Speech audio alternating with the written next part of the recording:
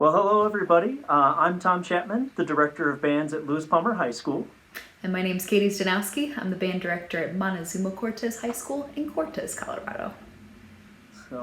So Katie and I, we've known each other for a while, but over this whole COVID closure that we've all experienced, I posted a cover of a book, like, I don't know, 4 or 6 weeks into the closure, of a book by Ryan Holiday called The Obstacle is the Way.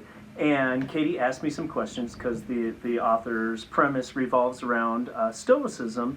And I read the book and I kind of had this percolating in my head. Well, maybe it would be good, because Katie and I have learned a lot from this philosophy, if we shared it with everybody out there and how we use it in our personal and professional lives as band directors.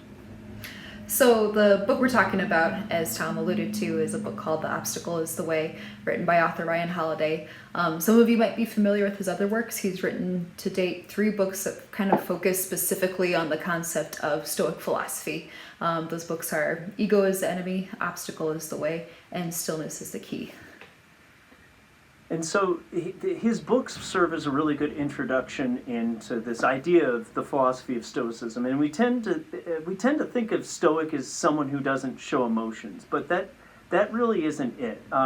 It's a practitioner of Stoicism, and it is a way of helping guide a happy life and the journey. Ultimately, it's the art of living. So the entire thing, because what we want to do is kind of use this video to give you a background, and then do 3 more videos to kind of talk about how we apply it in our lives. And so, to give some background, this all kind of started with a guy named Epictetus about 2,000 years ago. And I pulled this quote that I think sums it up really well. The struggle is great, the task divine, to gain mastery, freedom, happiness, and tranquility. And really, for me, that's a goal in everything I do, whether it's here being at home or being at school with my students. And while they're lofty goals, they are things that we can pursue in every part of our life, and this philosophy can help guide us through that. And so while it might sound counterintuitive to go to something that's 2,000 years old for advice on kind of philosophy as to how to live your life, it's something that a lot of people are doing. It's not just Tom and I. I found this quote by basketball player CJ McCollum that I thought also kind of summed it up beautifully. He said, "I can practice steadiness. I can practice accepting things I cannot change. I can practice a certain calmness, a certain coolness, an understanding of how to really just be content with what I have. Understanding that there are certain things that I may yearn for, but it may not be great for me. Understanding that certain failures are going to help shape me and make me into a better person, to where I won't be afraid of those failures." He's talking about Stoic philosophy. This guy's playing basketball professionally, and he's relying on these words from 2,000 years ago to help him become better at his craft. And so Stoicism, the way that it's utilized, it comes down to 3 doctrines or 3 disciplines: perception, action, and will. And so just real quick, the perception is seeing things objectively for what they are, and things are not inherently good or evil, they're just the value judgments that we apply to them. They're interpretation, not a fact. Action, to act as if you're a part of something larger than yourself, to work for the collective good of others, to treat others justly and fairly, and it's really how we interact with the things in our control. And that's a big part of it, how we interact with the things in our control. And will, how do we react to that which is outside of our control? And that was kind of one of those earth-shattering things, because all of us have gotten bogged down in the things that are totally not in our control at all, and we panic about it. And that's like where we lose the most sleep, even though in a lot of times there's really nothing we can do about it.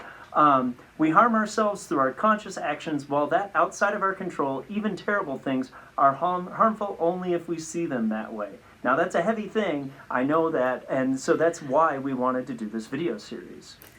So not only are these concepts applying to Tom and I, but if you take a moment to kind of survey the world of elite athletes and executives and coaches, you'll see that a lot of people are actually subscribing to these ideas. So to name a few of the elite athletes, golfer Rory McIlroy, CJ McCollum, James McKee, coaches like Bill Belichick, Nick Saban, entrepreneurs and executives like Michael Lombardi, Tim Ferriss, Ariana Huffington.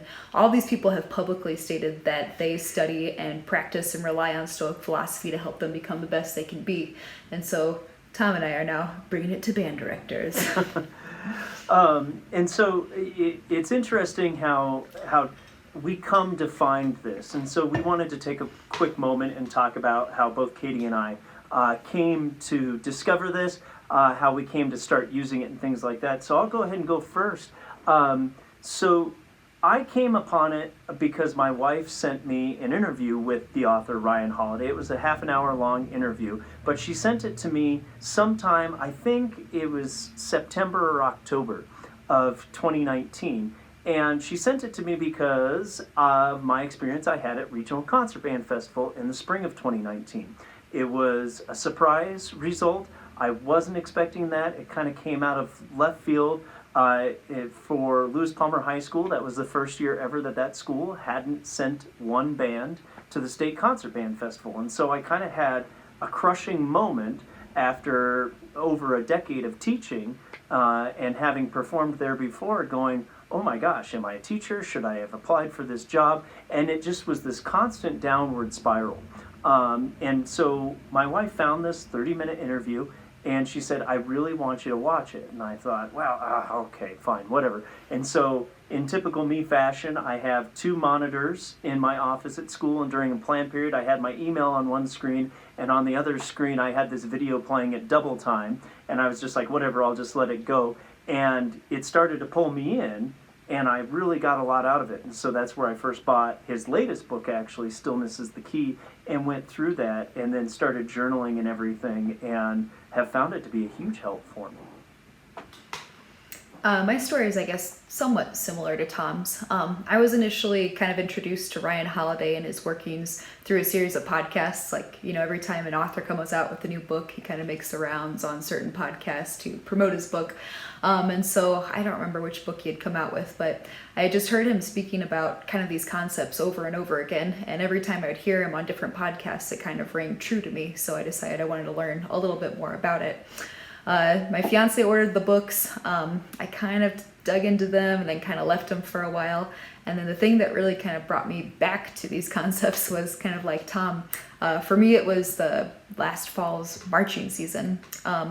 I was in a position for the first time with, let's just say, some new administrative decisions that brought a lot of things out of my control and made it really, really difficult for me to figure out a way for my group to be successful. And I think as band directors, we all go through times like these where we're particularly challenging and things that we struggle with that maybe we can't control. But this one was a big one for me. I was losing sleep. I was not being a very good partner. I was not being very, very kind to other people in my life. I was really letting the stress of the situation kind of control me.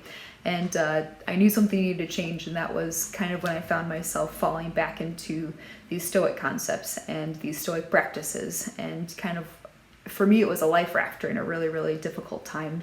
And, even though that time has passed and now we're in, I guess, kind of a different difficult time, it's something that I think continues to serve me every day, regardless of the circumstances. So, and we don't want to go too much into this next part because that's really what the series is, but we both have been using this a lot during what is a global pandemic and a global crisis that has turned into an economic crisis. For me, I have another leadership role outside of just band directing in the music education world in my district, and a lot of pressure and everything has come to me.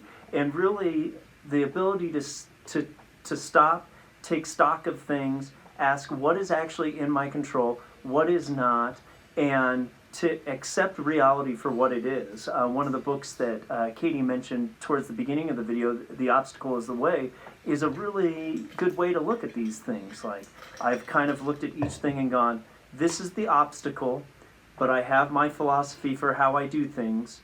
How are those two things going to interact in order for me to come up with a solution? And we'll also talk about this, but journaling has been a huge part of me getting through this, everything that we're doing, and taking time to just not do stuff. Like, I was, right before we sat down to video this, of all the weird things that would calm my mind, we've got a big hailstorm coming in, and so it was a panic to go and cover all the cars and make sure that they're not going to get damaged in the hail and the garden and everything. So that's me. Yeah, absolutely. And I guess before I go into my bit, I have to like create a qualifier. It's like, I think when I learned that people of various status are, studying and practicing Stoicism, it's tempting to think like, oh, they must have it all figured out. And I would like to shatter that illusion right now by saying that I do not have this all figured out. I don't know, maybe Tom agrees with me. I wish I could say I was a perfect practitioner of this and that every day I am calm and clear-headed, but just like anyone, especially these last couple weeks, there have been days where I've felt myself in a complete panic from the moment I wake up all throughout the day. So I guess I want to emphasize that it's a practice. It's something we're continually working to get better at. It's something we're continually trying to do. It's something we're continuing to grow in.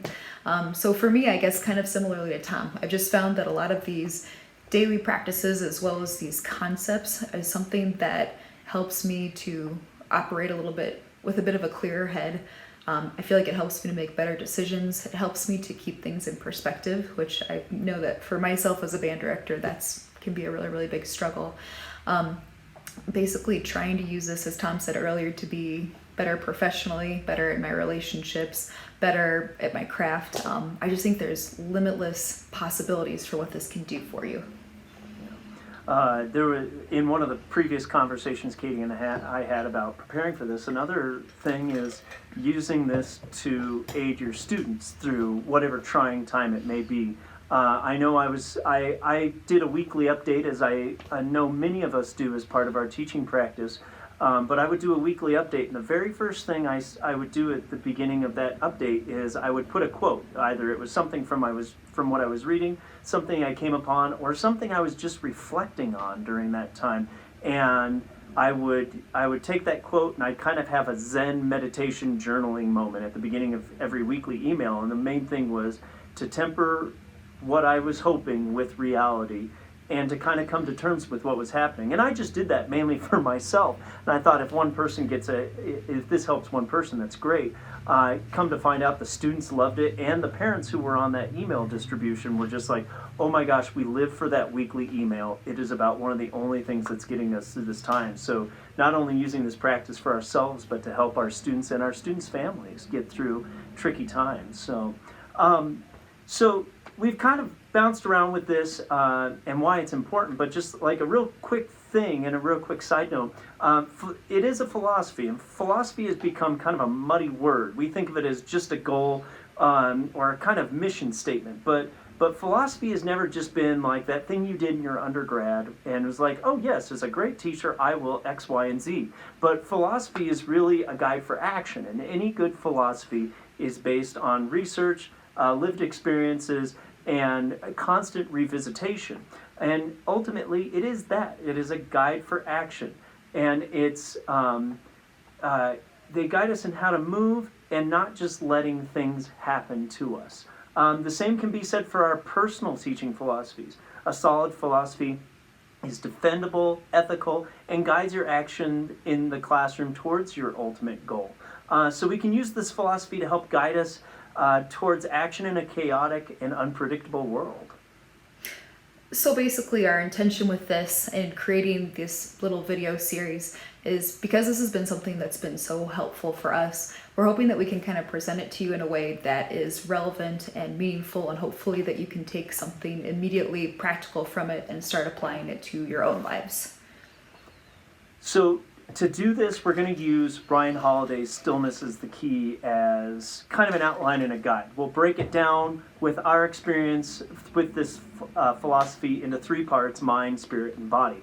While we'll cover the parts that Holiday talks about and kind of break it down and synopsize, what we don't want this to be is just us reading the book to you. Really, you should read the book or start digging into this in any way. What we want to share is just how we've been using it in our lives. And the ultimate goal of each video is maybe to give you a handful of actionable, like, yeah, I could start doing that now, resources to maybe help you in your teaching practice in your life. So with all that being said, we're not going to read you a book, but if this is something that interests you, we'd encourage you to check out this writing or this philosophy. Do some research on your own. Obviously, works by Holiday are a great place to start, the 3 books that we referenced. He also has an entire website called The Daily Stoic. you can go straight to the source and study these philosophers yourself. If this is something that's interesting to you, we highly recommend checking it out. Yeah, and I mean, it's just the tip of the iceberg. Like we've said, this is 2,000 years old, and there's a ton of writing from that time period that still survives to this day. Mine actually just came in Amazon today, the Meditations by Marcus Aurelius, and I'm looking forward to opening that up and learning more. So that's it for this video. This is just an introduction for why. We'll come out with the next video, which will be part 1, the mind, and how to use this philosophy to help guide you. So thanks for watching today, and Katie, thanks for doing this with me. Thank you. Yeah, and we'll talk to you soon.